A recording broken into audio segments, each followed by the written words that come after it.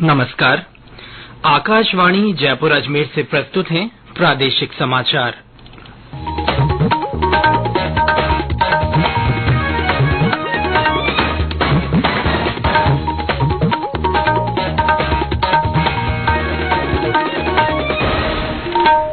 मुख्य समाचार।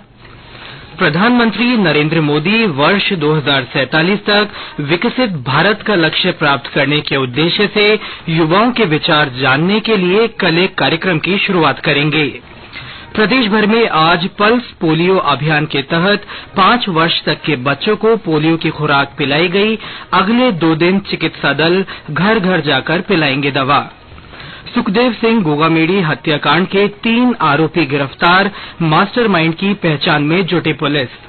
और प्रदेश में कई स्थानों पर न्यूनतम तापमान में कमी से तेज सर्दी का दौर जारी।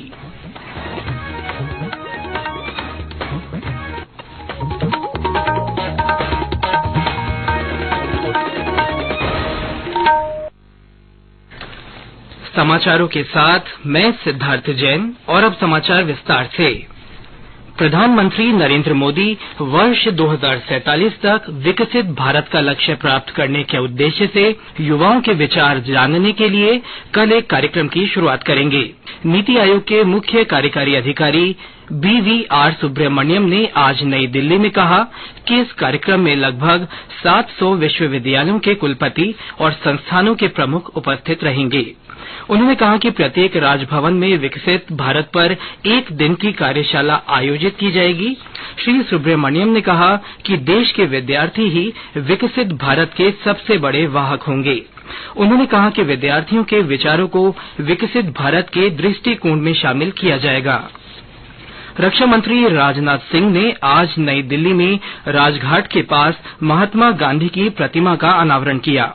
इस अवसर पर उन्होंने कहा कि गांधी अब भी प्रासंगिक बने हुए हैं और उनकी विशालकाय प्रतिमा की स्थापना एक सराहनीय कदम है। श्री सिंह ने कहा कि महात्मा गांधी ने दुनिया भर के लोगों के हृदय में अपनी जगह बनाई है। रक्षा मंत्री ने कहा कि प्रधानमंत्री नरेंद्र मोदी ने महात्मा गांधी के आदर्शों को अपने जीवन में उतारा है और देश की जनता की सेवा की है।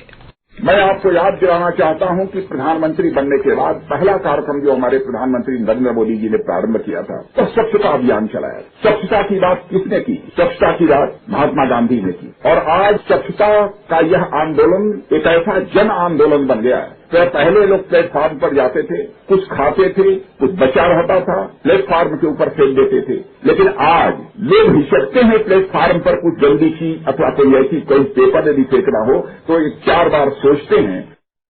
आज अंतर्राष्ट्रीय मानवाधिकार दिवस है। मौलिक अधिकारों, स्वतंत्रता और समानता को बढ़ावा देने के लिए पूरी दुनिया में ये दिन मनाया जाता है। इस अवसर पर उपराष्ट्रपति जगदीप धनखड़ ने कहा कि मानवाधिकारों के प्रसार और सशक्तिकरण के लिए देश में व्यापक आधारभूत विकास जरूरी है। नई दिल्ली के भारत मंडपम में आयोजित कार्यक्रम में श्री धनखड़ ने कहा कि कानून सर्वोपरि है और सबके लिए समान है। उपराष्ट्रपति ने कहा कि पारदर्शी और जवाबदेह शासन व्यवस्था मानवाधिकारों को बढ़ावा देने का मापदंड है। उन्होंने कहा कि पारदर्शिता और जवाबदेह शासन मौजूदा सरकार की कार्यशैली का हिस्सा है और इससे मानवाधिकारों को बढ़ावा मिला है। इस अवसर पर राष्ट्रीय मानवाधिकार आयोग के अध्यक्ष सेवानिवृत्त न्यायाधीश अरुण कुमार मिश्रा ने कहा कि पूरी दुनिया में आतंकवाद के कारण नागरिकों के मानवाधिकारों का गंभीर हनन हुआ है। पहले खेलो इंडिया पैरा गेम्स आज से नई दिल्ली में शुरू हुए। 8 दिन तक चलने वाले इस खेल आयोजन में सर्विसेज स्पोर्ट्स कंट्रोल बोर्ड सहित 32 राज्यों और केंद्र शासित प्रदेशों के 1400 से अधिक खिलाड़ी शामिल हो रही हैं। पैरा गेम्स में शामिल खिलाड़ी 7 खेल मुकाबलों एथलेटिक्स, निशानेबाजी, तीरंदाजी, फुटबॉल, बैडमिंटन, टेबल टेनिस और भारोत्तोलन में भाग लेंगे। खेलो इंडिया पैरा गेम्स का उद्देश्य पैरा एथलीटों को अपने कौशल का प्रदर्शन करने तथा अपना करियर विकसित करने का अवसर प्रदान करना है। प्रदेश में आज से शुरू हुए उप राष्ट्रीय पल्स पोलियो अभियान के तहत 5 साल तक के बच्चों को पोलियो की खुराक पिलाई गई। टीकाकरण बूथों पर सुबह 8 बजे से शुरू हुआ यह अभियान शाम 5 बजे तक चलाया गया। पोलियो खुराक से वंचित रहने वाले बच्चों को चिकित्सा दल कल और परसों घर घर जाकर दवा पिलाएंगे। जयपुर जिले में अभियान की शुरुआत राजकीय शहरी प्राथमिक स्वास्थ्य केंद्र आदर्श नगर में हुई। मुख्य चिकित्सा और स्वास्थ्य अधिकारी डॉक्टर विजय सिंह फौजदार ने बताया कि अभियान के दौरान 5,50,000 से अधिक पात्र बच्चों को पोलियो की खुराक पिलाई जाएगी। बूंदी में आज पल्स पोलियो अभियान की शुरुआत जिला चिकित्सालय में बच्चों को पोलियो की दवा पिलाकर की गई। भरतपुर जिले में भी पल्स पोलियो बूथों पर बच्चों को दवा पिलाई गई। कई बूथों पर बच्चों को उपहार स्वरूप चॉकलेट और गुब्बारे भी भेंट किए गए। ये समाचार आकाशवाणी जयपुर अजमेर से प्रसारित किए जा रहे हैं। सुखदेव सिंह गोगामेड़ी हत्याकांड के 2 शूटरों सहित 3 आरोपियों को पुलिस ने पकड़ने में सफलता हासिल की है। एसआईटी ने रोहित राठौड़ और नितिन फौजी को कल दिल्ली पुलिस के सहयोग से चंडीगढ़ में पकड़ लिया। इससे पहले जयपुर पुलिस ने हरियाणा में महेंद्रगढ़ जिले से आरोपियों के मददगार रामवीर सिंह को गिरफ्तार किया। पुलिस महानिदेशक उमेश मिश्रा ने आरोपियों को गिरफ्तार करने पर पुलिस टीम को बधाई दी है। श्री मिश्रा ने इसे अंतर्राज्यीय पुलिस समन्वय और सहयोग का बेहतर उदाहरण बताया है। पुलिस महानिदेशक ने सहयोग के लिए दिल्ली और हरियाणा पुलिस को धन्यवाद दिया है। अतिरिक्त पुलिस महानिदेशक अपराध दिनेश एमएन और police commissioner Biju George Joseph ने पत्रकारों से बातचीत में पूरे ऑपरेशन की जानकारी देते हुए बताया कि आरोपियों को गिरफ्तार करने के बाद उनसे पूछताछ की जा रही है। 8 तारीख को हमें स्पष्ट लोकेशन के बारे में रियल टाइम का सूचना मिल गया और उसके फलस्वरूप 9 तारीख को जो 2 शूटर्स थे और उनको जो व्यवस्था करा रहा था, लॉजिस्टिकल असिस्टेंस दे रहा था, उनको हम चंडीगढ़ सेक्टर 22 में एक होटल के बाहर से दस्तयाब किया। उनको राजस्थान लाया गया है और उनको आगे का पूछताछ किया जाएगा। दूसरा एक ग्रुप और थे जो इसको और व्यवस्था करा रहा था, वेपन्स उपलब्ध करा रहा था। उस ग्रुप के बारे में भी हमें जानकारी प्राप्त हो गया। वो मॉड्यूल भी हमने क्रैक की। जो मास्टरमाइंड है, जो कॉन्स्पिरेटर, मेन कॉन्स्पिरेटर है, उन तक जाल बिछा रखा है। तो हमारा नेक्स्ट जो चरण है, इस पूरा एपिसोड को जिस तरह तैयार किया उन तक पहुंचे और उनको कानून के सामने लाने का है। गौरतलब है कि 5 दिसंबर को 2 शूटरों ने जयपुर के श्यामनगर स्थित आवास पर अंधाधुंध गोलीबारी कर श्री राष्ट्रीय राजपूत करणी सेना के अध्यक्ष सुखदेव सिंह गोगामेड़ी की हत्या कर दी थी। राजस्थान सहित 5 राज्यों में हुए विधानसभा चुनाव के बाद छत्तीसगढ़ में सरकार गठन की प्रक्रिया शुरू हो गई है। पूर्व केंद्रीय मंत्री विष्णुदेव साय छत्तीसगढ़ के अगले मुख्यमंत्री होंगे। रायपुर में भारतीय जनता पार्टी के नवनिर्वाचित विधायकों की बैठक में आज यह निर्णय लिया गया। केंद्रीय पर्यवेक्षकों अर्जुन मुंडा, सर्वानंद सोनोवाल और दुष्यंत कुमार गौतम की उपस्थिति में उन्हें भाजपा विधायक दल का नेता चुना गया। भाजपा की छत्तीसगढ़ शाखा के पूर्व अध्यक्ष विष्णुदेव साय राज्य में कुनकुरी विधानसभा क्षेत्र से विधायक चुने गए हैं। 90 सीटों की विधानसभा में भारतीय जनता पार्टी ने 54 सीटें जीती हैं। राजस्थान में भी सरकार गठन की कवायद शुरू हो गई है। भारतीय जनता पार्टी ने रक्षा मंत्री राजनाथ सिंह, राज्यसभा सांसद सरोज पांडे, राष्ट्रीय महासचिव विनोद तावड़े को पर्यवेक्षक नियुक्त किया है।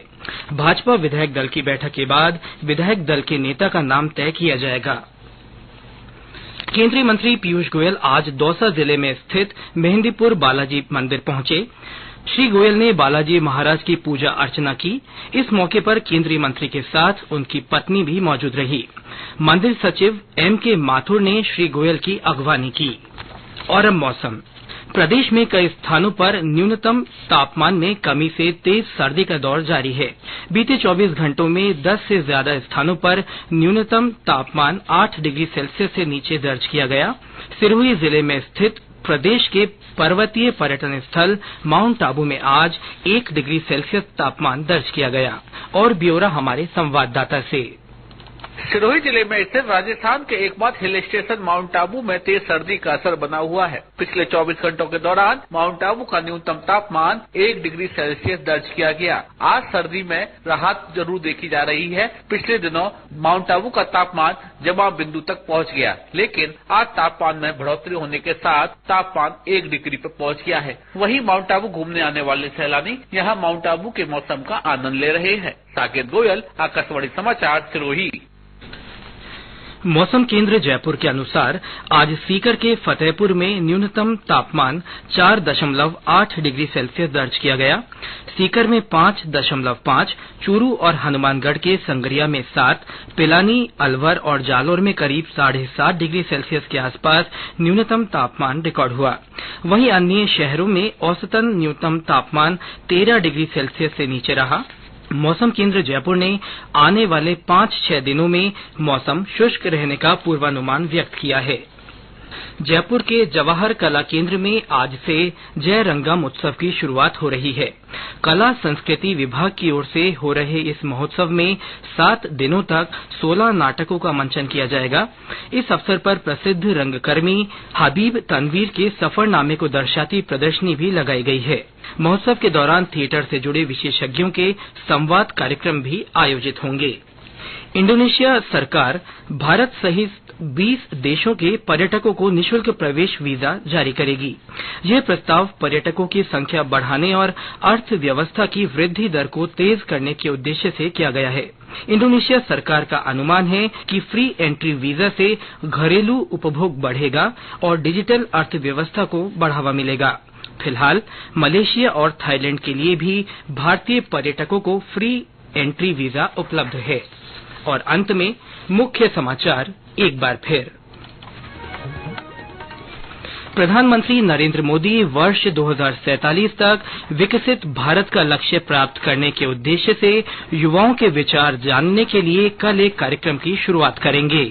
प्रदेश भर में आज पल्स पोलियो अभियान के तहत 5 वर्ष तक के बच्चों को पोलियो की खुराक पिलाई गई। अगले 2 दिन चिकित्सा दल घर घर जाकर दवा पिलाएंगे।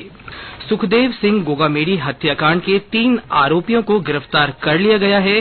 पुलिस मास्टरमाइंड की पहचान में जुट गई है। और प्रदेश में कई स्थानों पर न्यूनतम तापमान में कमी आने से तेज सर्दी का दौर जारी है। इसके साथ ही प्रादेशिक समाचार बुलेटिन समाप्त हुआ। नमस्कार।